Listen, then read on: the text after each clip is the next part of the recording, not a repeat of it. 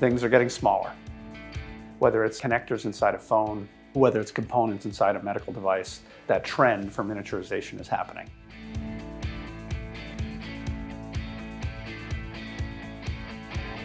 My name is John Kawola. I'm the CEO of Boston Microfabrication. We're an additive manufacturing company.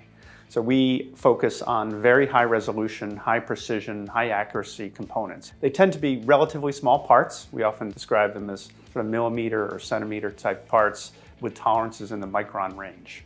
I think that's been increasingly important in lots of industries, medical devices, electronics, optics and photonics, life sciences. A lot of things in our world are getting smaller, and the manufacturing methods that are traditionally used to produce those things are being challenged. What's driving the decision for some of our customers is the smaller something gets, the more difficult it is to manufacture a conventional way. They become more expensive to make through molding or machining or stamping or some other method. And so 3D printing becomes even more viable as a choice for their production. BMF is very much a global company. We have operations in China, we have offices in the United States, in Boston, we have operations in Europe and Japan. And for still a relatively small company, we're already pretty global. And I think that has served us well because a lot of our customers are global.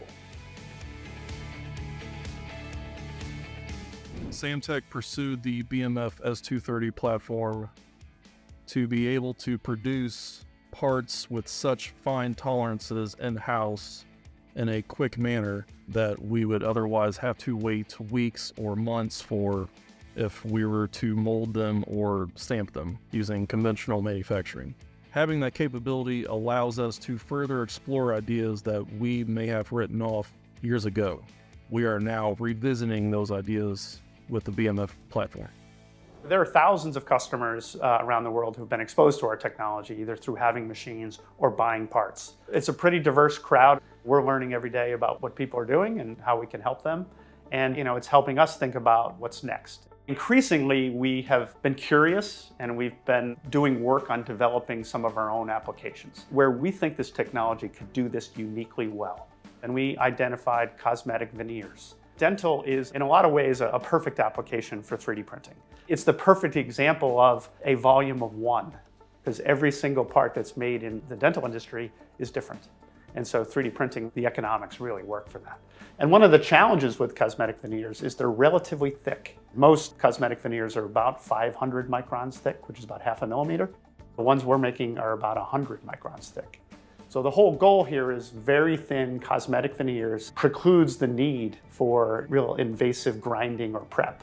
That's an idea that we're developing and incubating and hope to be able to launch in the coming months. A second end application that we're looking to develop and incubate is in the life science area.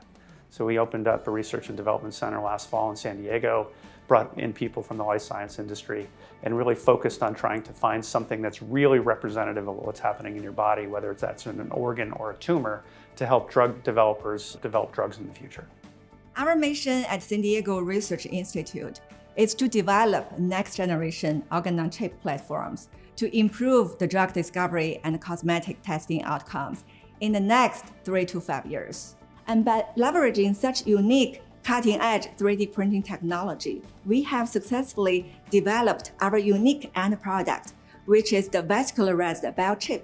Our hope is that one day our research outcomes could help to save more patients' lives. We reached a point where we needed to print smaller parts with a smaller tolerance, basically.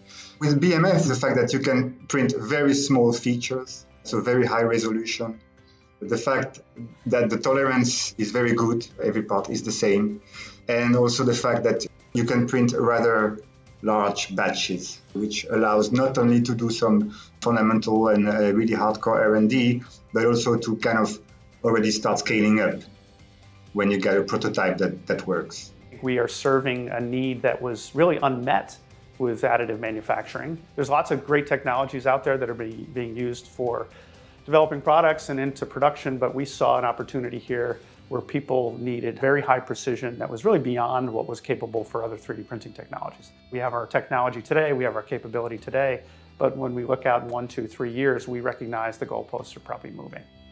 You get to work with all these different innovators and engineers that are pushing the limit. in a lot of ways, and we're helping them, but we're giving them these tools. And so we really look to be the leader in that space through both technology, but also, really understanding our customers.